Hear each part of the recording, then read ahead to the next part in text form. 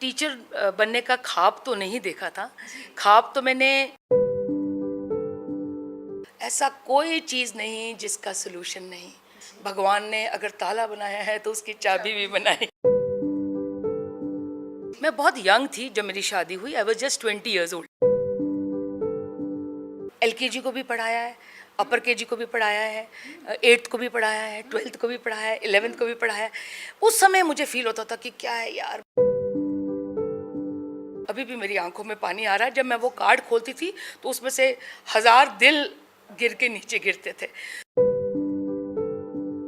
Iraq में मैंने अपना करियर शुरू किया टीचिंग का, सेंट्रल स्कूल से। उनकी मैनेजमेंट कहती थी कि इनसे बेहतर एक सिख ले आइए तो हम इनको हटा देंगे। कोई ऐसा बड़ा चैलेंज आता है तो पीछे नहीं हटने को मन करता। ऐसे लगता है कि नहीं, फेस करना है, जो भी होगा। सुनती थी कि 10 डेड बॉडीज आ रही हैं कॉफिन में, तो मन बहुत घबरा जाता था। आज के दिन गुरु को एक गुरु बनना पड़ेगा, और वो बच्चा जो है वो आप, मैं आपको मामा बोलती हूँ कि मैं सबकी मामा। और जब छोटे बच्चे आते तो बोलते आप हमारी दादी मम्मा। मैंने कहा ठीक है, मैं आपकी दादी मम्मा। जल्दी से लेटर्स लिख देते थे, हाँ, dear uncle how are you, और मुझे बोलते थे कि मैम इसको एक बिग एनवेलप में डाल के तुम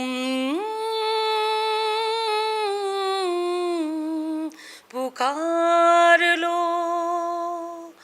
तुम्हारा इंतजार है। I love cooking and I love singing. मुझे बहुत अच्छा लगता है। अब इंजॉय करूंगी आर्मी लाइफ। क्लाउड्स में जाऊंगी, पार्टीज अटेंड करूंगी, घर में पार्टीज करूंगी, because I am a very. किसी ने माफिया कहना शुरू कर दिया, किसी ने स्कूल वालों को बदमाश कहना शुरू कर दिया, तो उससे बहुत। एक्चुअली रीना जी, मेरी टीचर्स ने हर महीने पैसे कंट्रीब्यूट करके और हैंड होल्डिंग करी, और एक प्रसाद की तरह कि ले बेटे। बहुत ज़्यादा फेस करना पड़ा कि सब कुछ खुल गया। अभी भी बस भगवान से यही प्रार्थना है कि भगवान स्कूल खोल दो। जैसे डॉक्टर्स का कहते हैं ना कि बड़ा नोबल प्रोफेशन है, कि वही जाए जिसको जिसको मरहम लगाने का पता हो। वैसे ही टीचिंग में वही जाए। अपनी एक बेकरी की तरफ जाऊं, कुकिंग जाऊं, बिकॉज मेरा एक पैशन है वो। एंड वहाँ पे एक सिंगिंग चल रही हो, एक इमेजिनेशन है, और एक कॉर्नर वो बुक्स का हो, वहाँ पढ़ रहा हो कोई। तो ऐसा कुछ माइंड में है।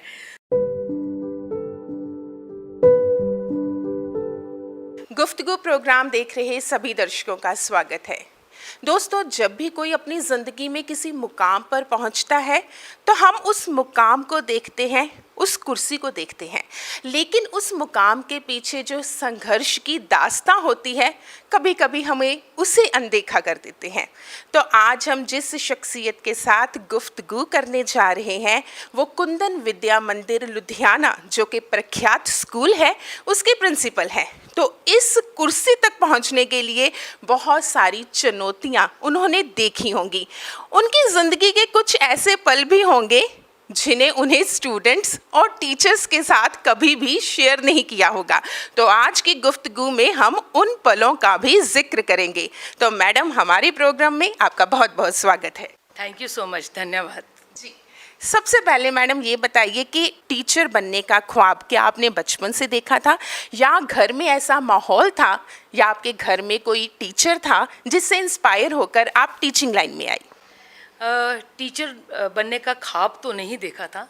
ख्वाब तो मैंने IPS ऑफिसर बनने का देखा था। लेकिन शायद मैं अगर सच बोलूं तो मेरी जो सेहत थी वो शुरू से ही बहुत अच्छी थी। तो मेरे पेरेंट्स बहुत फिक्र करते थे कि हमारी बेटी की शादी नहीं होगी अगर इसका टाइम ज़्यादा निकल गया।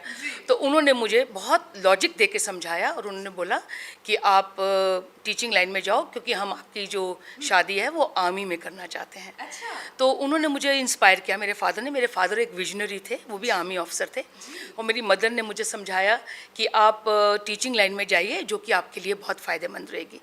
और इस तरह से वैसे भी मुझे डेक्लामेशन, डिबेट्स, इन चीज़ों में मैं बहुत अच्छी थी, तो इसलिए उन्होंने मुझे एक बहुत अच्छी राह दिखाई और मुझे कोई रिग्रेट नहीं है कि मैं टीचिंग की लाइन में गई है ना। बाकी ये जो पेरेंट्स हमें गाइड करते हैं ना, वो बहुत अच्छा करते हैं। कारण ये होता है कि पेरेंट्स को पता होता है कि हमारे बच्चे में क्या खूबी है, और इसलिए उन्होंने शायद आप में एक अच्छा टीचर देखा और वाकई ही वो सच साबित भी हुआ। अच्छा मैडम, ये बताइए कि जब आपने सोच ही लिया कि मैंने अब टीचिंग लाइन में जाना है, तो कौन से सब्जेक्ट के टीचर बनना था आपको? मैंने अपनी ग्रेजुएशन और बीएड करी थी, जो कि मैंने इंग्लिश और सोशल स्टडीज़ में करी थी। मैं बहुत यंग थी जब मेरी शादी हुई। I was just 20 years old. 20 साल की उम्र में मेरी शादी हो गई थी। एंड इमीडिएटली निकलते ही, बीएड करते ही मेरे फादर की जो पोस्टिंग थी वो इराक में हो गई थी। तो उन्होंने मेरा एम्बेसी के थ्रू इराक में जॉब लगाया था। तो मैं इराक में मैंने अपना करियर शुरू किया टीचिंग का, सेंट्रल स्कूल से। तो वहाँ पे 1 साल रहने के बाद मैं जब वापस आई, तो उसके बाद मेरे पेरेंट्स ने लड़का देखना शुरू किया और उन्होंने कहा कि नहीं, बस अब आपकी मैंने मैरिज करनी है, मेरी रिस्पॉन्सिबिलिटी है।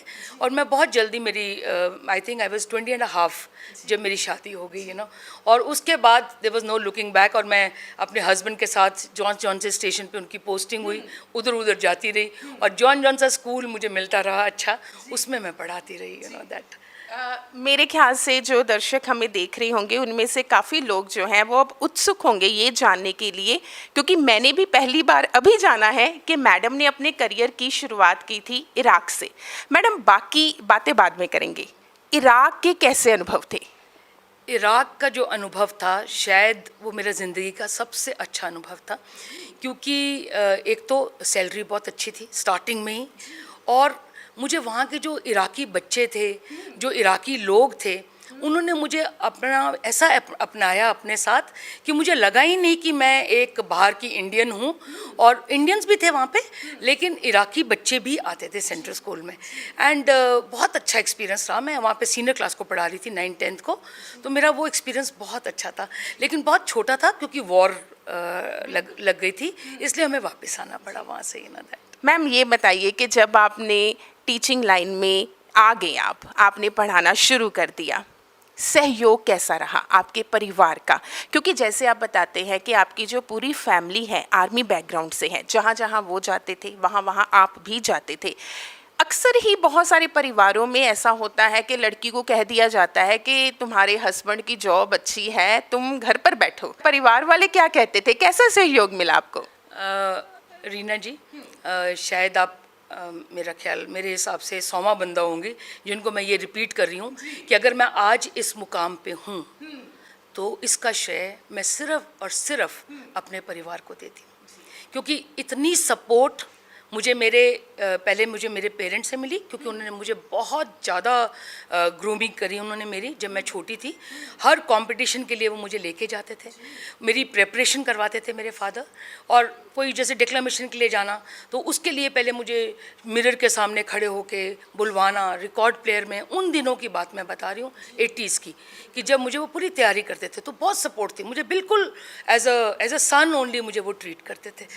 उसके बाद जब मेरी मैरिज हुई, तो जिस परिवार में मैं गई वो भी सारा एजुकेशनिस्ट का परिवार था। मेरे जो फादर इन लॉ थे वो कपूरथला सैनिक स्कूल के थे, मेरी जो मदर इन लॉ थी वो प्रिंसिपल थी केजी सैनिक स्कूल की, और मेरे जो हस्बैंड थे वो सैनिक स्कूल के पढ़े हुए थे। तो उनकी तरफ से जो सपोर्ट मिला वो तो इट वॉज मार्वलस। इतनी सपोर्ट कि मैं आपको बता नहीं सकती कि मेरे जो फादर इन लॉ और मदर इन लॉ थे वो मेरी इंस्पिरेशन बन गए।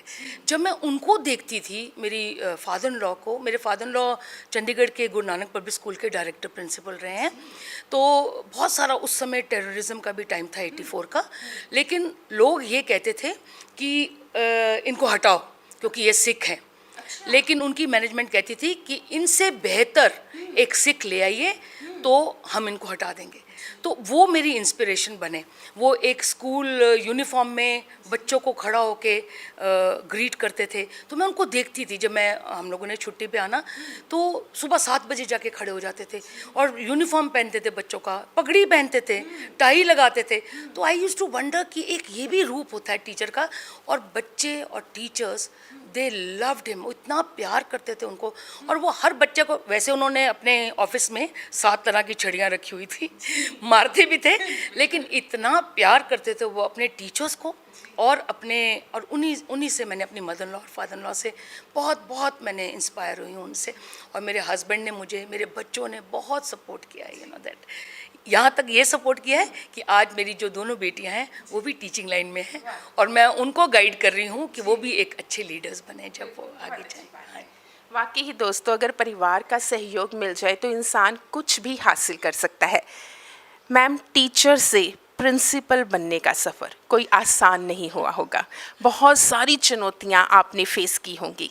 हमारे दर्शकों को बताइए कि ऐसी कौन सी चुनौतियां थी जिन्हें पार करके, क्योंकि अक्सर मैंने पहले भी कहा है, लोग मुकाम देख लेते हैं, कुर्सी देख लेते हैं, वाह क्या कुर्सी मिली है, ये भी बोल देते हैं, लेकिन उसके पीछे जो संघर्ष की दास्तां होती है उसको अनदेखा कर देते हैं। आप बताइए कि आपने कौन कौन से चैलेंजेस फेस किए हैं। मैंने जो मेन चैलेंज फेस किया as an army officer wife, कि मेरे हस्बैंड की हर 2-3 साल के बाद पोस्टिंग हो जाती थी, तो मुझे नए सिरे से अपने आप को मैं ज़ीरो से शुरू करती थी। लेकिन एज सच मुझे रीना जी, आई हैव बीन ब्लेस्ड। शायद मैंने बच्चों की बहुत ब्लेसिंग्स ली हैं, मैं बच्चों को बहुत प्यार करती हूँ, और मेरे आसपास जो लोग होते थे मैंने उनकी बहुत ज़्यादा ब्लेसिंग्स ली हैं। और ये मेरा बहुत बड़ा मैं संदेश देना चाहूँगी कि लोगों को भी, बच्चों को भी, कि वो ब्लेसिंग्स के साथ जो मुकाम ले सकते हैं ज़िंदगी में, शायद ही वो उनको किसी और वजह से मिले। तो मेरे को मेरे बच्चों की ब्लेसिंग्स, मेरे कोलीग्स की, मेरे पेरेंट्स की, मेरे इन लॉज की, मेरे फैमिली की बहुत ज़्यादा ब्लेसिंग्स थी। तो इसलिए मुझे कुछ खास चैलेंजेस नहीं, जो कुछ ऑफ कोर्स मेरे को रगड़ा बहुत खाना पड़ा ज़िंदगी में, क्योंकि बार बार स्कूल चेंज होता था। तो मैं एक जगह पे आके, जब मैं जलंधर में पहुंची, तब मुझे एक प्रिंसिपल वहाँ थे, उन्होंने मुझे एक राह दिखाई और उन्होंने बोला कि आप में बहुत ज़्यादा पोटेंशियल है, तो आप एडमिनिस्ट्रेशन जॉब की तरफ आप थोड़ा सा अपना वो करिए। तो जब मैंने उनको सुना तो थोड़ा सा अंदर से कुछ इंस्पिरेशन हो कि हाँ कुछ आगे भी है एक टीचिंग के अलावा। तो फिर मैंने अपने हस्बैंड को बोला कि अभी आप जहाँ भी पोस्टिंग होगी आप जाइए, और मैं आपको नहीं जाऊँगी, और मैं अपने बच्चों की जो एजुकेशन है मैं एक जगह से कराना चाहती हूँ। तो वहाँ पे मैं डीपीएस में थी जलंधर में, वहाँ पे मैं एकेडमिक सुपरवाइज़र मेरी वो थी, पोस्ट थी। फिर वहाँ से मुझे अंबिका श्री राम में प्रिंसिपल की जॉब के लिए ऑफ़र आया, और आई ग्रैब दैट अपॉर्चुनिटी। एंड बहुत ज़्यादा अगेन रगड़ा मैं कहूँगी बहुत था, बट मैं रगड़ा कह रही हूँ वो एक आर्मी का वर्ड है, कि मैंने एलकेजी को भी पढ़ाया है, अपर केजी को भी पढ़ाया है, 8th को भी पढ़ाया है, 12th को भी पढ़ाया है, 11th को भी पढ़ाया है। उस समय मुझे फील होता था कि क्या है यार, 12th को पढ़ा रही थी, अब एलकेजी मिल गई, क्योंकि सीट ही नहीं होती थी कहीं पे। तो लेकिन आज मैं अपने आप को बहुत ब्लेस समझती हूँ, और मुझे लगता है हर प्रिंसिपल को ये एक्सपीरियंस होना बहुत ज़रूरी है, बहुत ज़रूरी है ये मदद। हाँ जी। अच्छा मैम, ये बताइए कि तकरीबन 39 साल आपको हो गए इस लाइन में, 39 ईयर्स से पहले के स्टूडेंट और अब के स्टूडेंट में क्या कोई फ़र्क महसूस करते हैं? अगर मैं सच बोलूं तो मुझे पहले वाले स्टूडेंट में और आज वाले स्टूडेंट में कुछ भी फ़र्क नहीं लगता जी। मैं सच में बोल रही हूँ कि जैसी मैं हूँ स्टूडेंट, जैसी मैं थी, जैसे मैं अपने टीचर्स को प्यार करती हूँ, आज के स्टूडेंट्स भी अपने टीचर्स को बहुत प्यार करते हैं।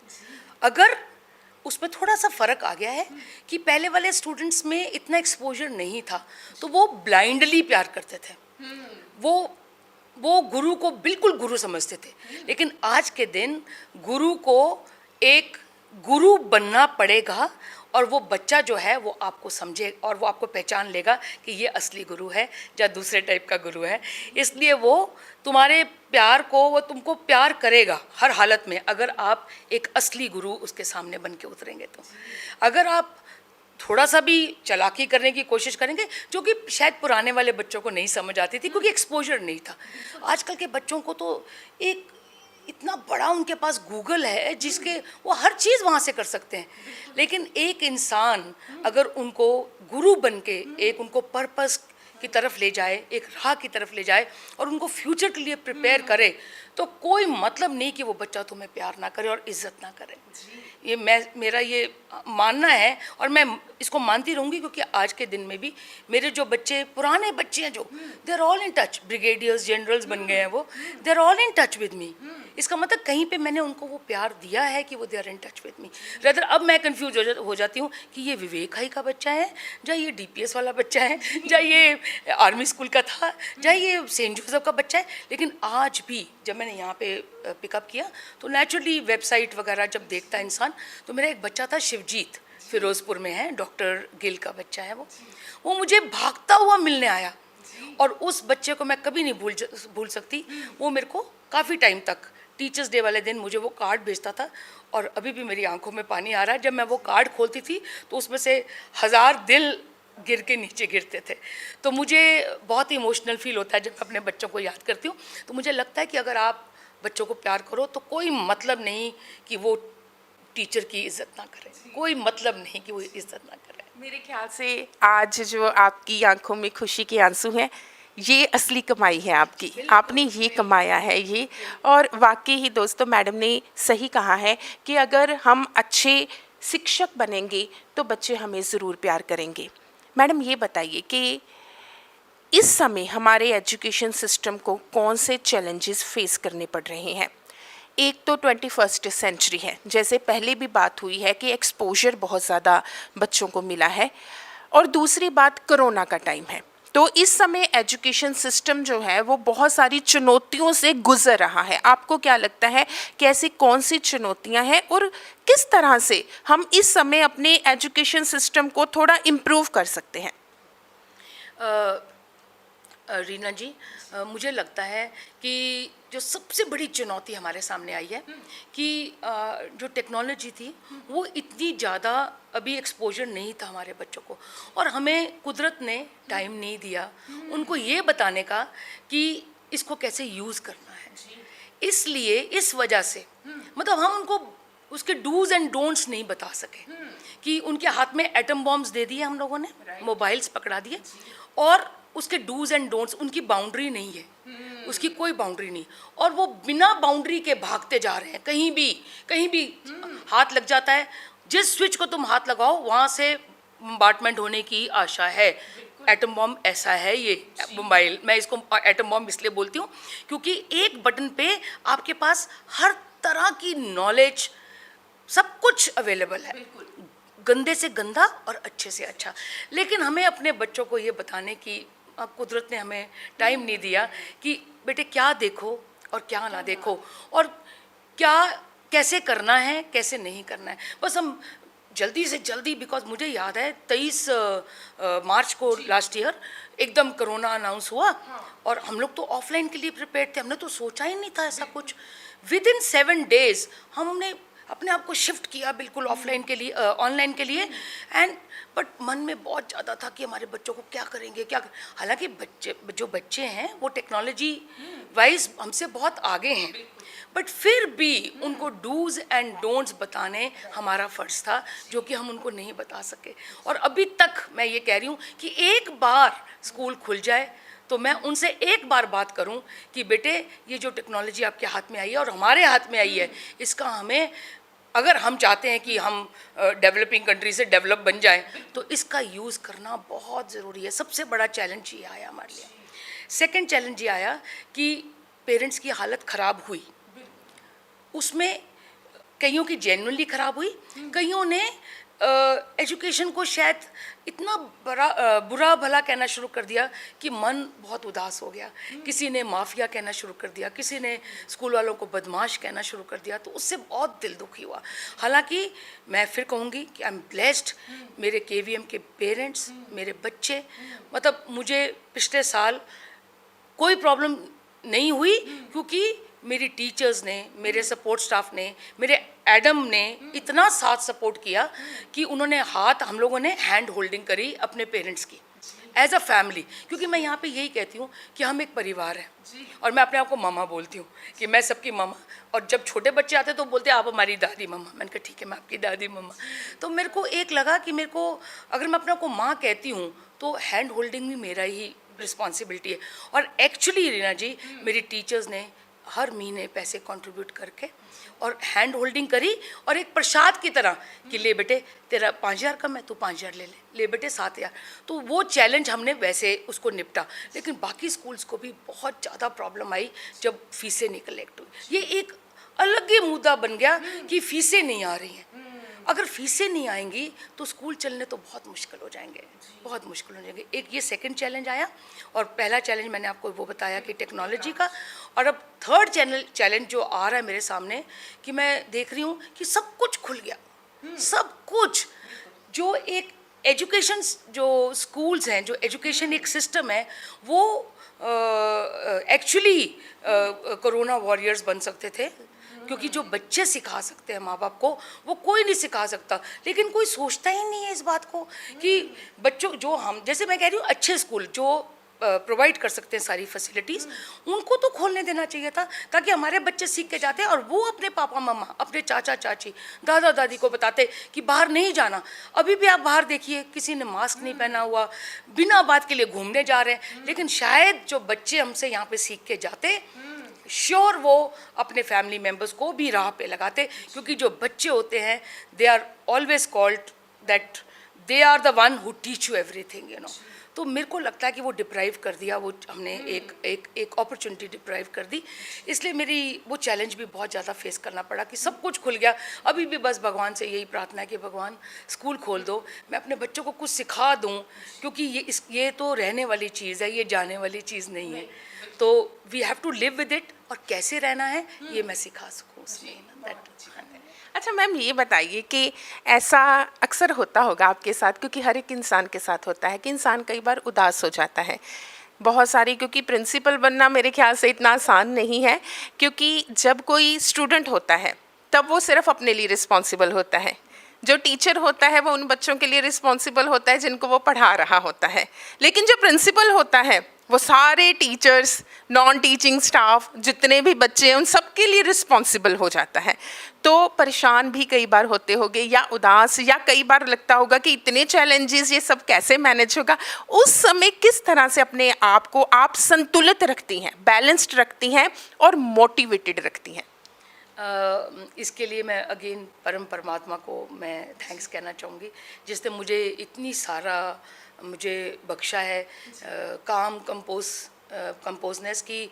मैं घबराती नहीं हूँ, मैं चैलेंज से बिल्कुल घबराती नहीं हूँ। बड़े से बड़ा चैलेंज आ जाए मेरे सामने, मेरे को, शायद मैंने अपनी मदर को देखा है, क्योंकि मेरे फादर जब वॉर के लिए जाते थे, मेरे ब्रदर भी आर्मी में हैं, जब हमको, मेरे हस्बैंड कारगिल में गए, तो जब वो एक ऐसा स्ट्रॉन्ग हार्ट है दिल में, बॉडी में, कि जब कोई ऐसा बड़ा चैलेंज आता है तो पीछे नहीं हटने को मन करता। ऐसे लगता है कि नहीं, फेस करना है, जो भी होगा। मैं कभी नहीं घबराती। जैसे मेरे को सुनने को कभी कभी मिलता है ना, प्रिंसिपल ने मिलने को मना कर दिया पेरेंट्स को। मुझे लगता है क्यों मना कर दिया? अगर हम बातचीत नहीं करेंगे तो उनको, उनके मन को, उनके दिमाग को कौन समझाएगा? इसलिए मुझे कभी ऐसे परेशानी नहीं हुई। और जब टीचर्स भी कोई प्रॉब्लम लेकर आते हैं, उनको भी मैं कहती हूँ ऐसा कोई चीज़ नहीं जिसका सोल्यूशन नहीं। भगवान ने अगर ताला बनाया है तो उसकी चाबी भी बनाई है।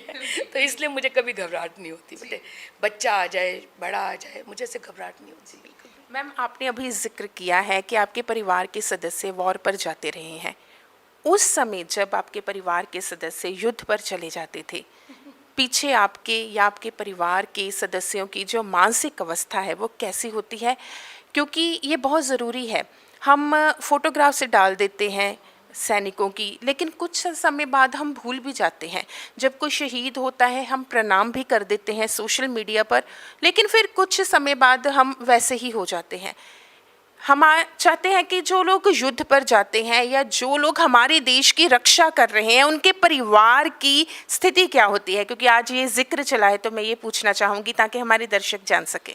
आज रीना जी, मुझे लगता है आपने मेरे सारे दिल के तार छेड़ दिए हैं, और मुझे पूरी वो पुरानी यादें आ रही हैं। मेरे हस्बैंड 1999 जब वॉर लगी थी, और बिल्कुल 8 मई को वो कारगिल गए थे, और मैं तब विवेक हाई, मैं चंडीगढ़ को बिलोंग करती हूँ, तो तब मैंने विवेक हाई को ज्वाइन किया था। वहाँ पे अगेन जैसी मुझे बच्चों की सपोर्ट मिली, मेरे कोलीग्स की सपोर्ट मेरी, मतलब इतनी अच्छी सपोर्ट मेरी प्रिंसिपल की, वहाँ पे मिसेस पीके सिंह थे, मेरी वाइस प्रिंसिपल थे मिसेस दुग्गल, मुझे उन्होंने ऐसे प्रोटेक्ट करके रखा हुआ था, ऐसे मेरे इमोशंस को उन्होंने कंट्रोल करके रखा हुआ था जैसे कोई घर का बच्चा हो। और चंडीगढ़ मैं बहुत कम रही हूँ। जब मैंने अपनी ग्रेजुएशन करी थी, मैंने तब 3 साल गुजारे थे, उसके बाद मेरी मैरिज हो गई, उसके बाद मैं तब आई थी। तब मैंने चंडीगढ़ के वासियों को पहचाना कि इतने वेल मैनर्ड, इतने अच्छे लोग, इतनी इज्जत थी उनकी आर्मी के लिए कि अगर मैं कभी, बिकॉज कभी कभी बहुत अपसेट होती थी कि जब मैं सुनती थी कि 10 डेड बॉडीज़ आ रही हैं कॉफिन में, तो मन बहुत घबरा जाता था। वैसे मैंने अपनी जो शुगर थी वो वहीं से डेवलप करी थी, मतलब मैं काफ़ी घबरा गई थी अंदर से। लेकिन मुझे सपोर्ट बहुत अच्छी मिली, मेरे पेरेंट्स वहाँ पे थे, मैं रहती पंचकुला में थी, मेरे पेरेंट्स चंडीगढ़ में रहते थे, तो मेरे को बहुत सपोर्ट मिली मेरे फ्रेंड्स की, मेरे बच्चों की। तब मैं 5th और 6th क्लास पढ़ाती थी, तो वो मुझे मामापुरी बुलाते थे, तो उनको पता चल जाता था। और वो क्या करते थे, जल्दी से लेटर्स लिख देते थे, हाँ, dear uncle how are you, और मुझे बोलते थे कि मैम इसको एक बिग एनवेलप में डाल के इनको अंकल के पास भेज दीजिए, you know. So that kind of memories I have got Chandigarh की, ब्यूटीफुल मेमोरीज। मैं 4 साल रही वहाँ पे। एंड फिर मैं मेरी हॉबी थी कुकिंग की और म्यूज़िक की, तो मेरी जो बेटियाँ थी तब वो एक 10th में थी और एक शायद 4th या 5th में थी, तो उन्होंने मेरे को बहुत ज़्यादा, मेरी दोनों बेटियां सिंगर्स हैं और मैं भी गाती हूँ, तो इसलिए हम लोगों ने तीनों ने म्यूज़िक के साथ अपने आप को बांधा। और तब फ़ोन्स भी नहीं होते थे, तो वो वेट करते थे रात को, वो जब वो बेल बजती थी, वो भी 5 मिनट की बेल होनी और फिर वो कट जाना। तो मैंने कुकिंग में I started baking cakes and I started making chocolates, तो वो मैंने बनाने शुरू करे। तो मैं शायद अगर प्रिंसिपल ना होती तो आज मैं शायद बेकर्स को मात दे रही होती हूँ। लेकिन मैम आपने अभी एक जिक्र किया है कि आप सिंगिंग भी करती हैं, तो ऐसा नहीं हो सकता कि हम यहाँ पर ये मौका छोड़ दें।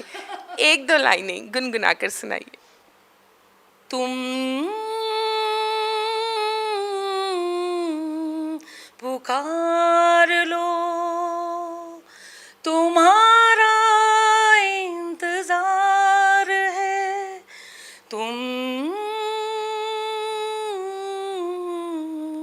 पुकार लो। क्या बात है, मेरे ख्याल से बेकर्स के साथ साथ सिंगर्स को भी मात दे देती। बहुत खूब, बहुत प्यारी आवाज़। I love cooking and I love singing, मुझे बहुत अच्छा लगता है, यू नो दैट। अच्छा मैम, ये बताइए कि फ्यूचर की क्या प्लानिंग है? अभी आप प्रिंसिपल हैं, स्कूल देख रही हैं, लेकिन जब आप रिटायर हो जाएंगी तब क्या सोचा है कि तब आप क्या करना चाहेंगी? बेटे अभी तो बहुत सारे थॉट्स माइंड में आ रहे हैं। कई लोग मुझे अप्रोच कर रहे हैं कि मैम आप हमारे स्कूल में आ जाइए, आप डायरेक्टर बन जाइए। बट पहले कुछ साल पहले ये थॉट था कि अब कुछ नहीं करूँगी, अब इंजॉय करूँगी आर्मी लाइफ, क्लाउड्स में जाऊँगी, पार्टीज अटेंड करूँगी, घर में पार्टीज करूँगी, because I am a very social person. मेरे हस्बैंड भी बहुत सोशल है and we have lots of friends, तो हमने सोचा था ये करूँगी। बट अब मुझे लगता है कि नहीं, इतना सीख के, अभी मैंने एक बुक पढ़ी है बहुत अच्छी, डाई एम्प्टी, तो उसको पढ़ के एक इंस्पिरेशन आई, नहीं यार इतना कुछ भगवान ने सिखा दिया, इतना अच्छा एक्सपीरियंस दे दिया, तो अगर अब मरना है, मतलब जब भी होएगा भगवान लेके जाएगा अपने पास, तो खाली मरना है, तो जो कुछ भी दिया है उसको दे के जाना है, जितना भी सोसाइटी को। तो मैं एफिलिएशन के लिए सीबीएसई की तरफ से काफ़ी स्कूल्स में जाती रही हूँ रूरल एरियाज़ में, तो मेरा मन है कि मैं उनको जाके गाइडेंस दूं कि वो अपने स्कूल को कैसे अपलिफ्ट कर सकते हैं, मेरा ये मन है। तो लेट्स सी, मैं अप्रोच करूँगी कुछ लोगों को कि अगर वो मेरी ये सलाह ले लें कि कैसे वो अपने जो गांव के स्कूल्स हैं उनको कैसे वो अपलिफ्ट कर सकते हैं, एक ये मन है। और एक अगेन मेरा कुकिंग की तरफ ध्यान जाता है बार बार कि मैं फिर से अपनी एक बेकरी की तरफ जाऊं, कुकिंग जाऊं, बिकॉज मेरा एक पैशन है वो। एंड वहाँ पे एक सिंगिंग चल रही हो, एक इमेजिनेशन है, और एक कॉर्नर वो बुक्स का हो, वहाँ पढ़ रहा हो कोई तो ऐसा कुछ माइंड में है, तो देखते हैं क्या फुलफिल होता है और क्या होता है, you know that. हमारी तरफ से बेस्ट विशेस है आपको कि आपकी जो भी इच्छाएं हैं वो ज़रूर पूरी हो, और मुझे लगता है कि ज़रूर पूरी होंगी क्योंकि आप में जज्बा है, लगन है, हिम्मत है। अच्छा मैडम, जाते जाते हम चाहते हैं कि हमारे दर्शकों को ये बताएं कि जो बच्चे टीचिंग लाइन में जाना चाहते हैं या जो ऑलरेडी टीचिंग लाइन में है, कुछ टिप्स दीजिए ताकि वो अच्छे शिक्षक बन सकें। देखो पहले तो उनको, जो अभी शिक्षक हैं और जो बनना चाहते हैं, दोनों के लिए उनको पहले ये समझना कि शिक्षक कौन है, क्यों है, उसका पहले क्या रोल है, उसकी क्या क्वालिटीज़ होनी चाहिए, पहले वो ये समझे। बिना समझे आग में कूदना इज़ एब्सोल्युटली नॉट रिक्वायर्ड।